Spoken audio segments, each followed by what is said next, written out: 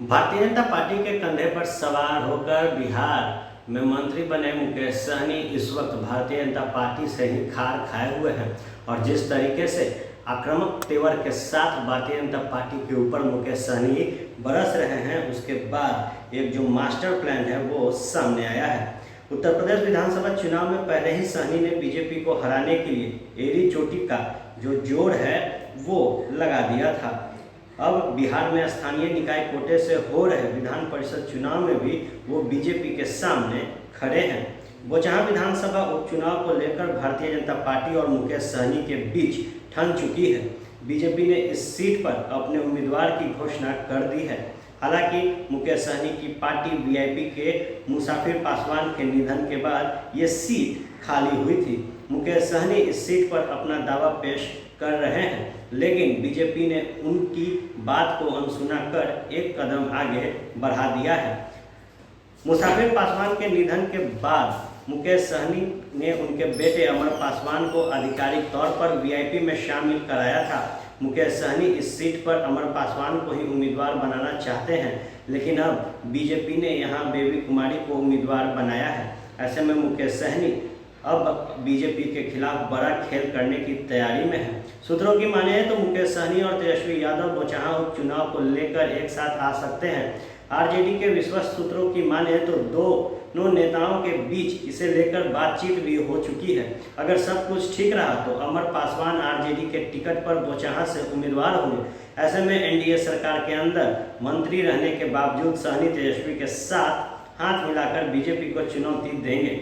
RJD के एक नेता ने नाम न बताने की शर्त पर इस बात की पुष्टि की है कि अमर पासवान आरजेडी के नेताओं से मिल चुके हैं। हालांकि अमर पासवान अब तक आधिकारिक तौर पर कुछ भी नहीं कह रहे हैं। मुकेश सहनी की पार्टी वीआईपी पहले ही ऐलान कर चुकी है कि वो हर हाल में बोचहां सीट पर उम्मीदवार उतारेगी, लेकिन सियासी जानकार मानते हैं कि मुकेश सहनी इस सीट पर अपने बूते जीत हासिल नहीं कर सकते।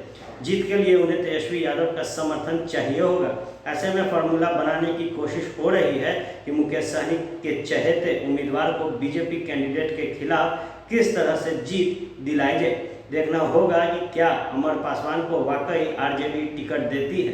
क्या तेजस्वी यादव मुकेश सहनी के जरिए बीजेपी और एनडीए सरकार को बिहार में साधने में सफल हो पाते हैं। बहरहाल देखने की बात होगी कि जिस तरीके से एक आक्रामक तेवर इस वक्त मुकेश सहनी ने भारतीय जनता पार्टी के खिलाफ बनाया है, उसके बाद निश्चित तौर पर जो सूत्रों से मिली जानकारी है उसके मुताबिक ये एक मास्टर स्ट्रोक मुकेश सहनी का हो सकता है। लोग यहाँ दिल्ली बंबई में घर पर घर खरीदते जा रहे हैं और एक ये साहब है कि अपना घर बेच दिए। वाह, रिटायरमेंट का पूरा पैसा लगा दिए थे दिल्ली में घर लेने के लिए। अरे बाबूजी, तो अपना एक नया घर खरीद भी तो रहे हैं ना।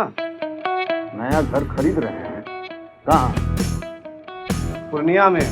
पूर्णिया में? हाँ। अरे बाबूजी, दिल्ली बंबई में घर खरीदना अच्छी बात है, लेकिन अपने घर पे घर खरीदना बड़ी बात है। देखिए, पूर्णिया में पनोरमा सिटी और पनोरमा हाइट दोनों जगह का ऑप्शन उपलब्ध है। देखिए और बुक कराइए। मतलब अपने शहर में अपना घर? जी बिल्कुल। अब कीजिए घर वापसी पूर्णिया के पैनोरमा सिटी और पैनोरमा हाइट में।